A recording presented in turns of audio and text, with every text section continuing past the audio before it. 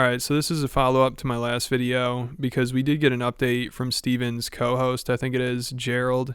He addressed the accusations from Jared and Steven's ex, Hillary, and he also announced that Louder with Crowder is filing a lawsuit that's accusing them of extortion. So this is getting really messy, and it's starting to kind of look bad for everybody involved. Like in Gerald's response, he provided some court documents that are public, where it looks like Hillary and Jared were communicating to try to take down Crowder, or the way he kept phrasing it is they're trying to assimilate damaging PR assets to wage a negative publicity campaign against Crowder and put pressure on his divorce. I think he said that like 5 or 6 times during the video, and he did come with some receipts here. Like, we have this message between Hillary's dad and her in this group message they're in, where he's talking about how he wants to put together a team that's familiar with right-wing media and Steven Crowder, so they can basically try to go after him with negative PR and try to affect his brand. And I know a lot of people are probably wondering why Steven isn't addressing this, like why his producer, whoever this guy is doing it instead. And he just claimed Steven wasn't supposed to be on the show or something like that, like he was scheduled to host it. I don't know how true that is, but I think it's definitely a smart move for them to have this guy address it instead of Steven, because he probably would have gotten way too emotional and just made things worse. Here is Hillary's father in a group text thread to the family. And it's a message that was liked by Hillary. The type of team I want. They understand right-wing media. They are familiar with who Steven is and that world and the things that would destabilize him. Remember that word, destabilize. Fully understand and agree that Hillary's goals and expectations for the outcome of this divorce are reasonable and attainable. Not necessarily according to Texas family law precedent, but by employing a media/Brian Friedman and PR strategy that will significantly threaten this public persona and brand. That's from 2022. Yes. This has been the plan from the beginning, guys. And then also he talks about Jared, who I talked about in last video, Steven's former employee. And apparently he has been communicating with Steven's wife, and he has a picture of them out to eat. And also this message between them where he says if they get together and team up, it's going to be the end of Crowder. Hillary and Jared met in Atlanta to discuss their strategy, and they took this picture. How He Changed My Mind. I guess a proposed book that Hillary would like to write to apply more pressure to Steven. February 20th, per Jared's text messages, any scenario where Hillary and I team up is the end of him, meaning Steven.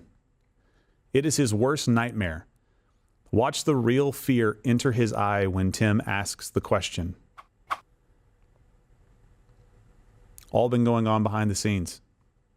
Yeah, so it looks like Jared was probably recruited by Hillary and her dad to try to go after Crowder. But when he left the show, he had signed an NDA and a non-disparage agreement, which he obviously broke the other day with his video, but also looks like he broke it around a year ago when he was sending these messages. Like also around this time, he sent this message to Hillary where he said, I just don't want him anywhere near those kids. That really, really disturbs me. And in my previous videos, I've talked a lot about how I think Steven's not a great person. I think he treats people like shit, and he's a narcissist, and he has anger problems, and it seems like he has a really toxic workplace environment, and he's really tough to work for. I mean, you really don't hear many people ever saying good things about him, and it seems like he has a really high employee turnover rate at that company, and when people leave, it's like you either never hear from them again, or they have negative things to say about working for him. But with all that being said, there's nothing I've heard or seen from him or about him yet, at least, where I'd say he shouldn't be allowed around his kids at all. I mean, that's pretty extreme. But Jared said he stands by this text, and he said you would too if you knew what I do, and he said release my NDA and release the context of those texts. So maybe he does have some evidence. In his video he talked about how he has receipts, but he hasn't shared anything yet because of the NDA. But I mean, if it's something like a crime like this comment points out, then an NDA can't be used against that. And if it's something really bad, I feel like it would have come out already, or Steven would be in some trouble or something would have happened with it. But also, I feel like if Steven really had nothing to hide, then he would just release the NDA, because then there'd be no excuse for Jared. You'd have to present something, which I definitely believe he has some dirt on Crowder, but I think it's probably something Crowder did to him, like something sexual, because these two had a weird relationship like I talked about in my last video. I mean, there's an accusation of Crowder teabagging him and exposing himself to him, and now Gerald's claiming Jared would also expose himself to Crowder. Like, he brought up those accusations, and he didn't deny them at all. Like, he didn't say they weren't true, but he's like, Jared was playing along with it. He'd do the same thing. One of the claims was that Steven had revealed his genitalia to people in the office. We talked about that. We addressed all of that. Here's what they didn't see our Terminator 2 Terminator 2 sketch, yeah. Or when you have to wear, like really thin garments so that you can be painted gold. Yeah. Right? For some of the sketches that we've done. Here's what you don't know. Jared exposed his penis in professional settings to Steven. When they were at Wham Radio, he would expose himself in a way that only Steven could see. And then for an hour, Steven would have to sit there talking to people at the radio station about the business dealings of the show and not break. And to them, it was funny then and funny now. We're not calling him out for it. We're just saying it seems a bit odd that he was somebody who participated, maybe even started doing it, and then apparently cried foul about it. Yeah, so it seems like these two definitely had some kind of homoerotic relationship. Like in my other video, I also talked about how they kissed multiple times at some kind of feminist rally.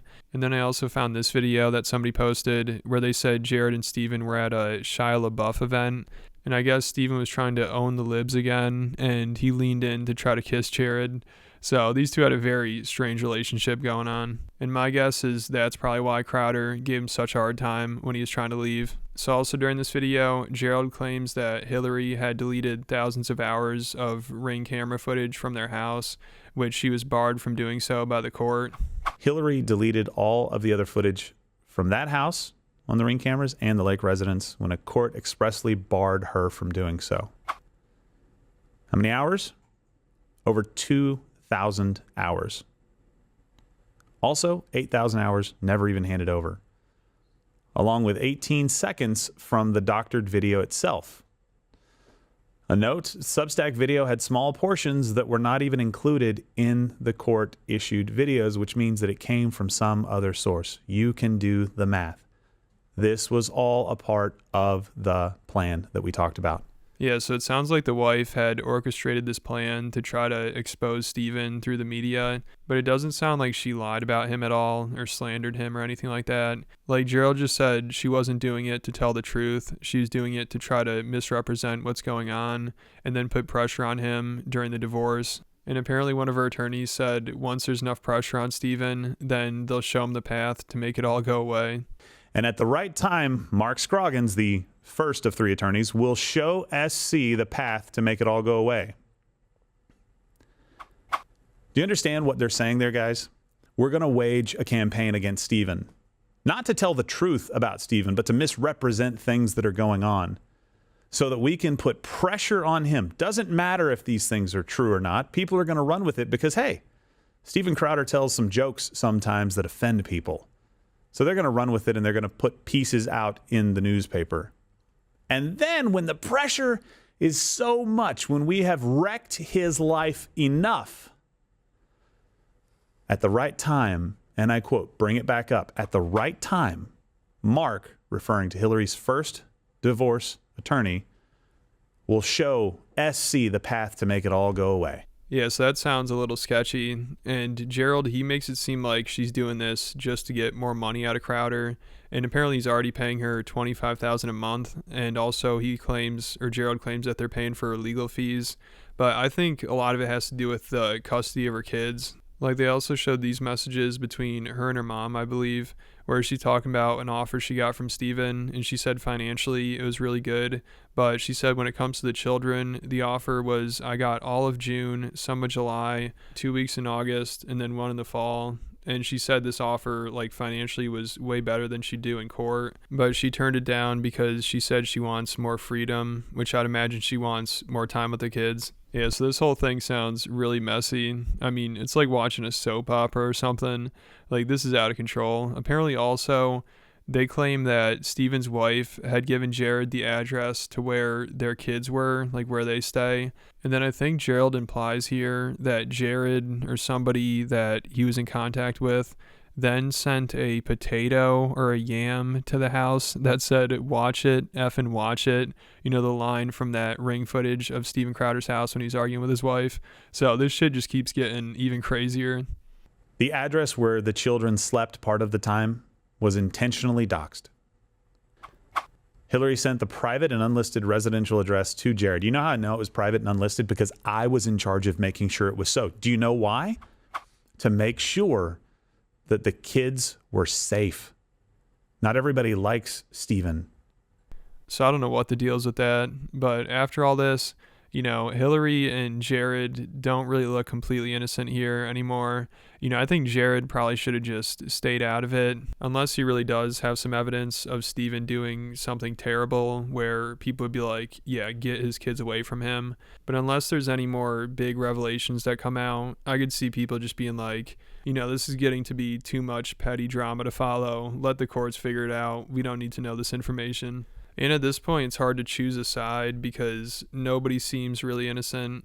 And I think the only people I really feel bad for now in this situation are the kids. I mean, their parents getting divorced is pretty bad, but that's one thing. You know, having it all public and it being a complete shit show where they're trying to go after each other and ruin each other's lives. I mean, this is going to be a lot they have to deal with. But let me know what you guys think about it down in the comments. Let me know if you're choosing any sides. And then if you want any more content from me, make sure you go check out my Patreon account. I just posted a video on there about Candace Owens versus that rabbi who's losing his mind on Twitter. And also he's just on InfoWars, so I'll talk about that as well. And there's a ton of other stuff on there. If you like the channel, I highly recommend it. There'll be a link in the description.